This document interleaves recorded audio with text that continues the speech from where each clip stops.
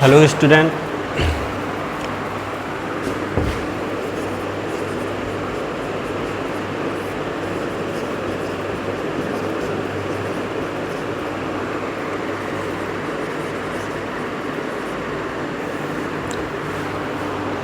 कक्षा 10 जीव विज्ञान का ये दूसरा पार्ट है। ठीक, अभी तक हमने पिछले वीडियो में स्वपोषी पोषण और विषमपोषी पोषण तक पढ़ा था।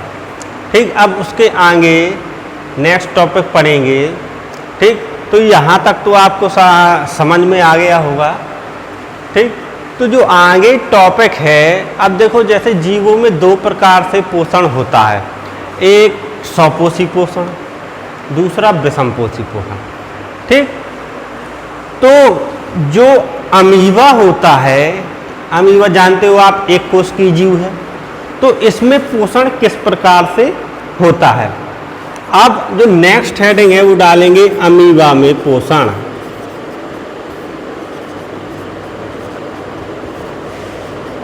ठीक, आप जानते हैं अमीबा क्या है, एक कोश की जीव है। ठीक, तो अमीबा की जो आकृति होती है वो हर समय बदलती रहती है। ठीक, और ये कहलाते हैं कूटपाद।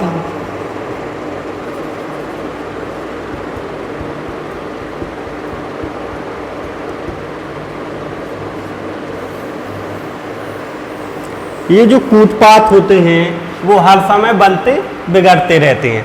अब जैसे कोई खाद्य कण या कोई खाद्य पदार्थ इसके संपर्क में आता है तो कूटपाद क्या होते हैं, खुलने लगते हैं, बीच में एक खांच टाइप की बनने लगती है। जैसे जैसे ये खाद्य कण नजदीक आते जाते हैं एक खाद्य रिक्तका बनती जाती है। ठीक, जब खाद्य रिक्तका बन जाती है, ठीक, तो ये खाद्य रिक्तका में जो खाद्य कण होते हैं वो फंस जाते हैं। ऐसे ये खाद्य कण है, ऐसे फंस जाते हैं, और जब ये खाद्य कण फंस जाते हैं तो परागण की क्रिया द्वारा ये अपना भोजन चूस लेते हैं। ठीक, फिर ये खाद्य कण क्या होता है, निकल नहीं पाता है। ठीक, ये डायग्राम आपकी बुक में बना हुआ है, तो ये डायग्राम आप अपनी बुक से बना लेना। ठीक, जैसे ये हुआ खाद्य कण। ठीक, ये कूटपाद होते हैं, बनते बिगड़। जैसे कोई खाद्य कण अमीबा के नजदीक आता है तो ये कूटपाद खुलने लगते हैं, मतलब इनके बीच में गहरी खांच बनने लगती है, और इस खांच में क्या होता है, ये कण फंस जाता है और उसको चूस कर वो अपना भोजन प्राप्त करते हैं। ठीक, तो इसमें थोड़ा सा लिखना है, तो आप लिखेंगे अमीबा एक कोश की जीव है।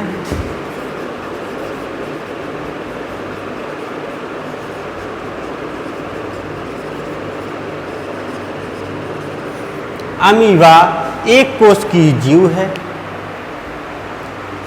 जो कूटपाद की सहायता से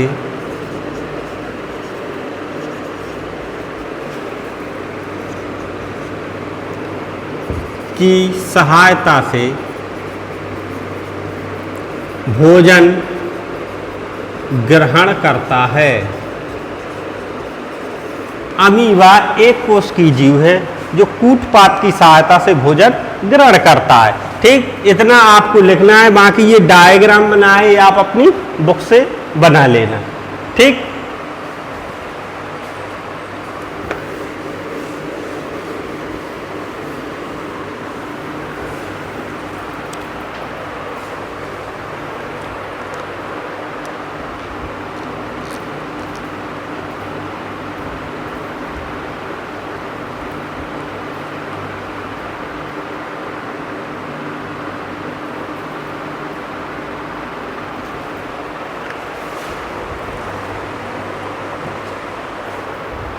अब जो नेक्स्ट टॉपिक आता है प्रकाश संश्लेषण। अभी तक हमने बात की जीवों में पोषण कैसे होता है, अब बात करेंगे पौधों में पोषण कैसे होता है। ठीक, तो नेक्स्ट टॉपिक है प्रकाश संश्लेषण।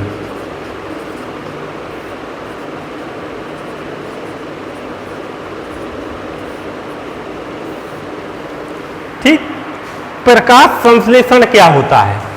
ठीक, तो देखो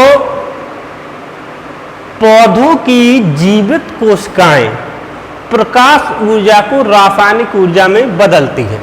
ठीक, या फिर ऐसा कह सकते हैं कि पौधों की जीवित कोशिकाओं के द्वारा प्रकाश ऊर्जा को रासायनिक ऊर्जा में बदलने की प्रक्रिया को प्रकाश संश्लेषण कहते हैं।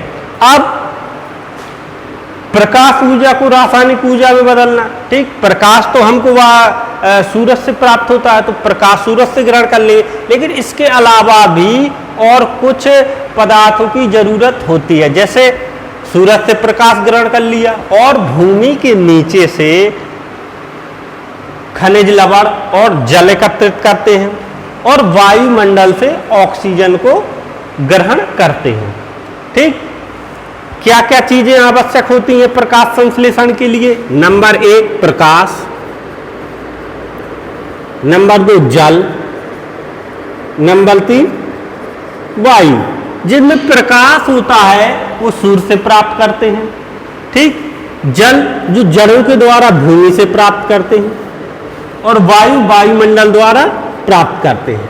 ठीक, इनको अब कैसे प्राप्त करते हैं? ठीक, तो जो सभी हरे भाग होते हैं पौधे के, उनके द्वारा इन सभी को ग्रहण किया जाता है जल के अलावा। जल तो क्या जड़ों से ग्रहण किया जाता, लेकिन जो प्रकाश और वायु है पौधे के सभी हरे भागों से ग्रहण किया जाता है। सभी हरे भागों में एक संरचना होती है, बहुत जटिल संरचना, जिसे रंध्र बोलते हैं। रंध्रों के द्वारा सभी पेड़ पौधे प्रकाश और वायु को खींचते हैं, एब्जॉर्ब करते हैं और फिर इनका उपयोग प्रकाश संश्लेषण या फोटोसिंथेसिस के रूप में करते हैं। ठीक, तो ये रंध्र बहुत जटिल संरचना होती है। जब इन रंध्रों पर, रंध्र विशेष तौर पर पौधे के सभी हरे भागों में पाए जाते हैं, विशेषकर पत्तियों में सभी जगह रंध्र पाए जाते हैं। जब इनमें सूर्य का प्रकाश पड़ता है रंध्र में, तो ये जो रंध्र की बाह्य भित्ति होती हैं, ये क्या होती हैं? फूल जाती हैं और फूल के ये खुल जाती हैं और रंध्र क्या होता है? खुल जाता है। ठीक, और जब शाम का समय होता है, जब इन पे धूप नहीं पड़ती है, तो ये भित्तियां क्या होती हैं? सिकुड़ जाती हैं और जिससे क्या रंध्र बंद हो जाते हैं। ठीक, तो खुलने और बंद होने की प्रोसेस सूर्य के प्रकाश पर डिपेंड है। जब सूर्य का प्रकाश पड़ेगा तो ये खुल जाएंगी और जब नहीं पड़ेगा तो ये बंद हो जाएंगी। इसलिए रात को प्रकाश संश्लेषण की क्रिया नहीं होती है। ये प्रकाश संश्लेषण की क्रिया दिन में ही होती है। ठीक, तो इसको हम क्रमवाइज समझेंगे। अब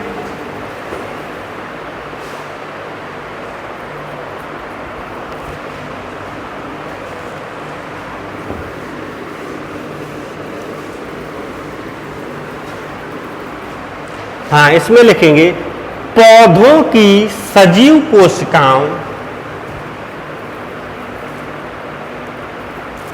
पौधों की सजीव कोशिकाओं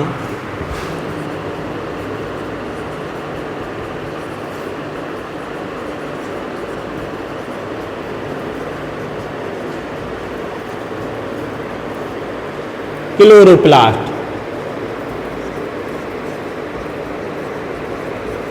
क्लोरोप्लास्ट सजीव कोशिकाओं क्लोरोप्लास्ट, इसको हरित लवक बोलते हैं। ठीक, पौधे की सजीव कोशिकाओं के द्वारा प्रकाश ऊर्जा को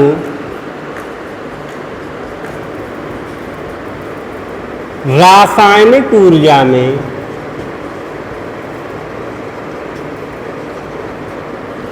बदलने की प्रक्रिया को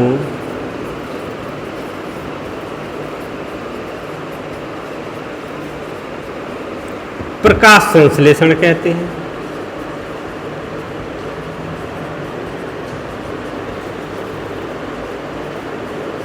ठीक, पौधों की सजीव कोशिकाओं के द्वारा प्रकाश ऊर्जा को रासायनिक ऊर्जा में बदलने की प्रक्रिया को प्रकाश संश्लेषण कहते हैं। ठीक, लिख लो ये।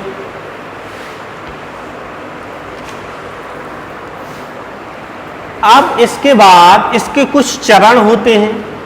ठीक, तो क्रमवाइज हम उन चरणों को समझेंगे।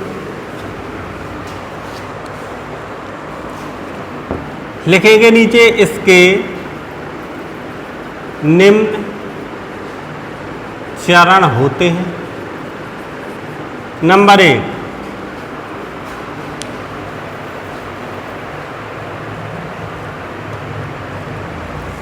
नंबर 1 में क्या होता है कि क्लोरोफिल, हरित लवक जिसे बोलते हैं, क्लोरोफिल द्वारा प्रकाश ऊर्जा को ग्रहण करना।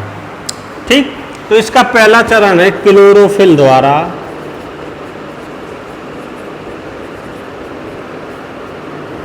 प्रकाश ऊर्जा को ग्रहण करना।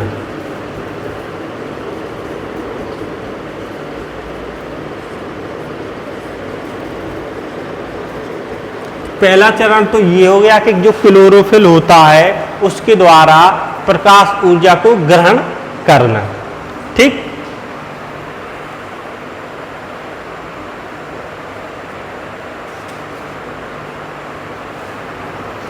ठीक, दूसरा चरण होता है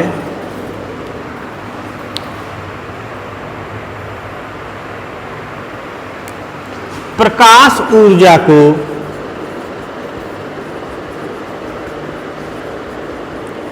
रासायनिक ऊर्जा में बदलना। ठीक, पहला जो पॉइंट है क्लोरोफिल द्वारा प्रकाश ऊर्जा को ग्रहण करना। ठीक, दूसरा चरण है जो प्रकाश ऊर्जा ग्रहण की हुई है उसको रासायनिक ऊर्जा में बदलना। ठीक है, तथा जल के अणुओं को हाइड्रोजन और ऑक्सीजन में कन्वर्ट करना। ठीक, तथा जल के अणुओं को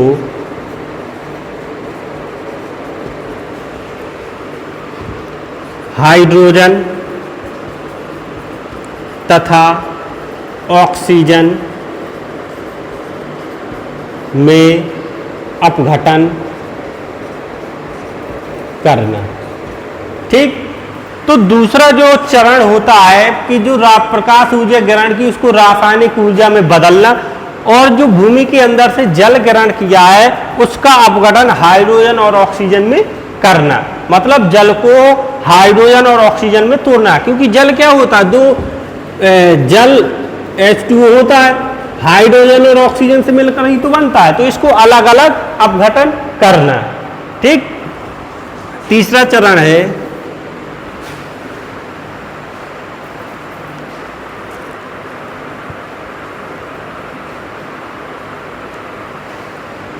कार्बन डाइऑक्साइड को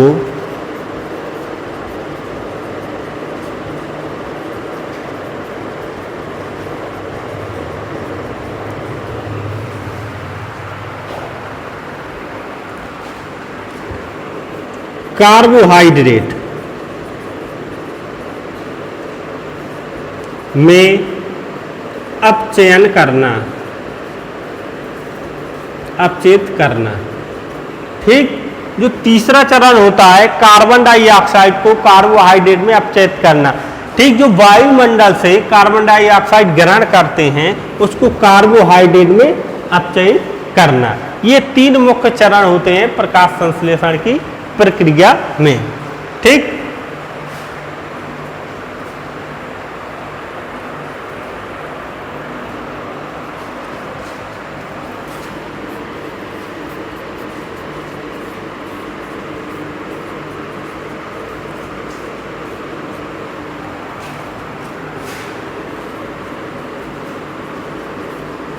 ये एक समीकरण होता है।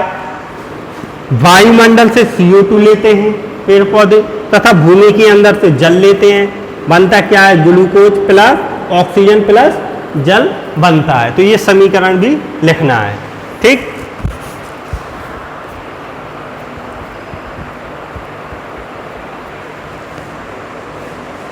और इसको संतुलित भी कर लेंगे। इधर लगा देंगे 6, इधर 12, इधर 6, इधर 6।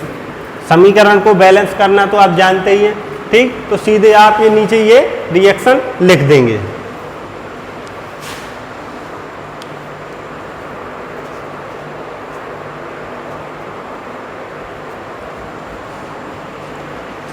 ठीक, तो इतना हो गया। अब इसके बाद एक थोड़ा महत्वपूर्ण पॉइंट है, इंपॉर्टेंट बिंदु है, तो आप कुछ भी चिन्ह बना के, स्टार या ऐसा चिन्ह बना के आप लिखेंगे आगे। स्थलीय पौधों में, स्थलीय पौधों में प्रकाश संश्लेषण के लिए, स्थलीय पौधों में प्रकाश संश्लेषण के लिए जल की पूर्ति मिट्टी द्वारा, जल की पूर्ति मिट्टी द्वारा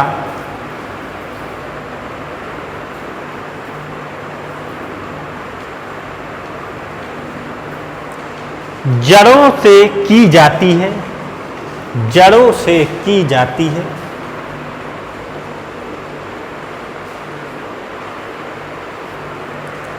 इसी के साथ विभिन्न तत्व जैसे, इसी के साथ विभिन्न तत्व जैसे, इसी के साथ विभिन्न तत्व जैसे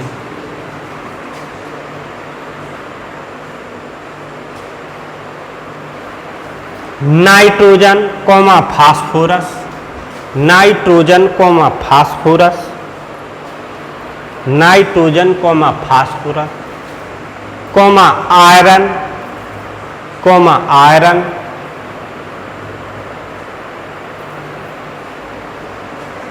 तथा मैग्नीशियम भी किसी ना किसी रूप में लिए जाते हैं, तथा मैग्नीशियम भी किसी ना किसी रूप में लिए जाते हैं।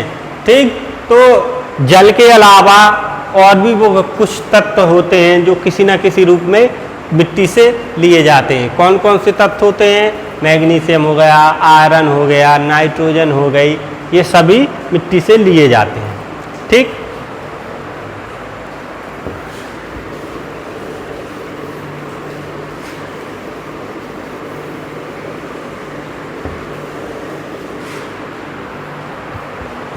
अब जो नेक्स्ट टॉपिक आता है उनको रंध्र,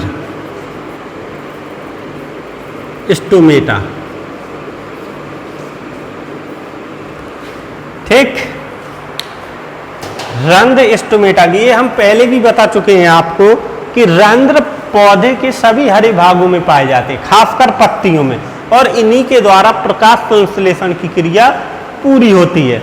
ठीक, तो रंध्र हम पहले बता चुके हैं, एक ऐसा स्ट्रक्चर होता है,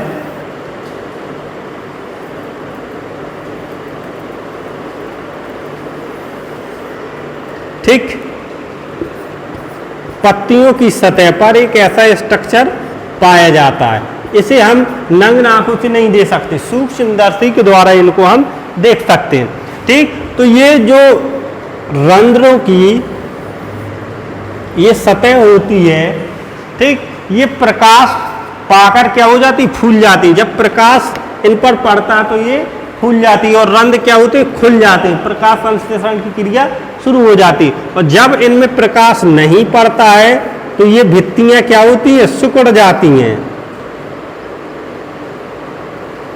और ये बंद हो जाती हैं। मतलब जो इधर का स्पेस होता है वो बिल्कुल बंद हो जाता है, और जब बंद हो जाएगा तो इसमें प्रकाश संश्लेषण की क्रिया रुक जाएगी। ठीक, ये डायग्राम आपकी बुक में बना है, लिखवाएंगे हम, और डायग्राम आपको बुक से बना लेना है। ठीक, डायग्राम सिंपल है, तो डायग्राम जो होगा वो आप अपनी बुक से बनाएंगे, बाकी जितना लिखना है वो हम इसमें आपको लिखवा देंगे।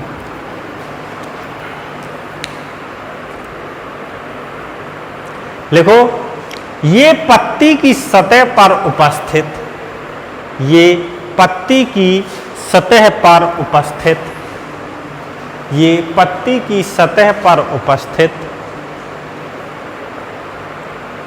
होते हैं, ये पत्ती की सतह पर उपस्थित होते हैं।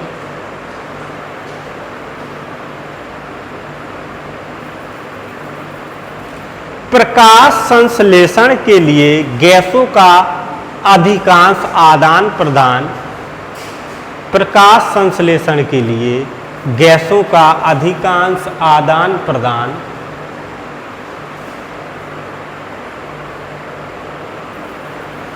इन्हीं के द्वारा होता है, इन्हीं के द्वारा होता है।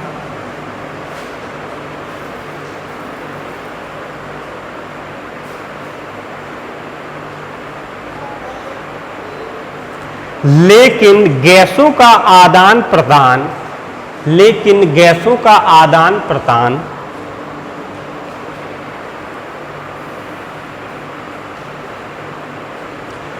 तने, पत्ती व जड़ की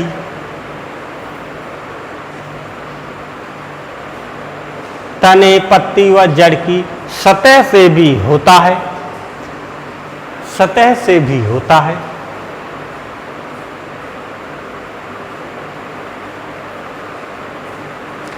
जब प्रकाश संश्लेषण के लिए CO2 की आवश्यकता नहीं होती है, जब प्रकाश संश्लेषण के लिए CO2 की आवश्यकता नहीं होती है,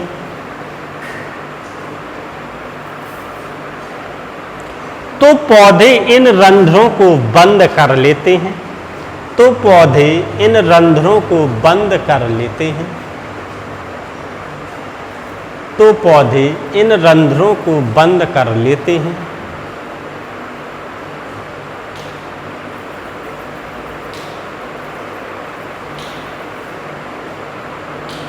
रंध्रों का खुलना और बंद होना द्वार कोशिकाओं का कार्य है।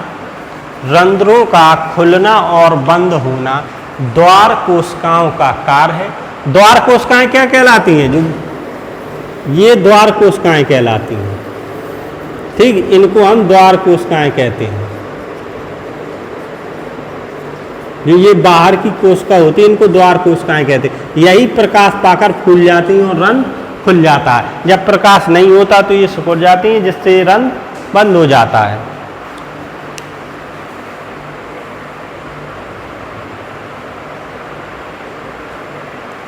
द्वार कोशिकाओं में जब जल अंदर प्रवेश करता है, द्वार कोशिकाओं में जब जल अंदर प्रवेश करता है,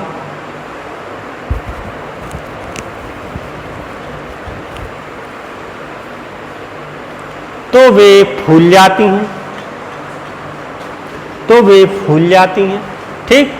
जब इनमें जल अंदर प्रवेश करता तो ये फूल जाती हैं, और प्रकाश इन पे पड़ता तो भी ये फूल जाती हैं। लेकिन ये प्रोसेस पहले इसमें जल को प्रवेश करना अनिवार्य होता है, ठीक। तब जब इसमें जल प्रवेश करेगा तभी प्रकाश से ये फूलेंगी, ठीक। तो दोनों की आवश्यकता होती है। जब इसमें जल प्रवेश करेगा, जब और प्रकाश पड़ेगा तभी ये फूलेंगी, ठीक। अकेला प्रकाश पड़ेगा तो नहीं फूलेंगी, या अकेला जल प्रवेश करेगा प्रकाश नहीं पड़ेगा तो ये नहीं फूलेंगी। दोनों का पड़ना आवश्यक होता है। तो ये फूल जाती हैं और रंध्र खुल जाते हैं, और रंध्र खुल जाते हैं।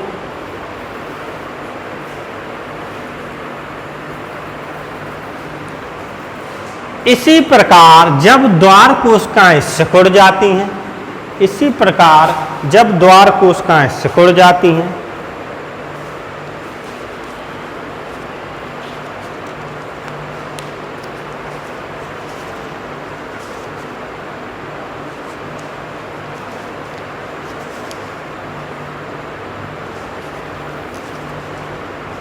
तो रंध्र बंद हो जाते हैं।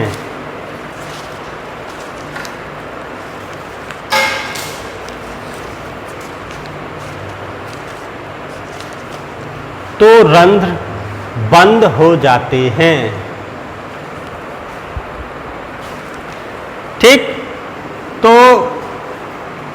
रंध्र में बस इतना ही लिखना है, ठीक। अब एक कोश की जीवों में भी पोषण हो गया, पेड़ पौधों में भी पोषण हो गया। अब इसके बाद बहुकोश की जीवों में पोषण बचा है, मतलब मानव में या किसी जानवर में पोषण बचा है, उसको हम विस्तार पूर्वक समझेंगे, ठीक। तो ये जो मानव में पोषण होता है इसको हम नेक्स्ट टॉपिक में या नेक्स्ट क्लास में विस्तार पूर्वक समझेंगे, ठीक। क्योंकि मानव में जो पोषण की प्रोसेस होती है बहुत जटिल होती है, टॉपिक बाय टॉपिक क्रम से समझना और उसको अच्छे मन से बिल्कुल पढ़ना आवश्यक होता है, नहीं तो फिर वो समझ में नहीं आएगी। ठीक, तो अभी तक हम सिर्फ इतना ही बताएंगे, जो नेक्स्ट टॉपिक होगा उसमें मानव में पोषण बताएंगे, भोजन का पाचन कैसे होता है विस्तार से क्रमबद्ध तरीके से। ठीक।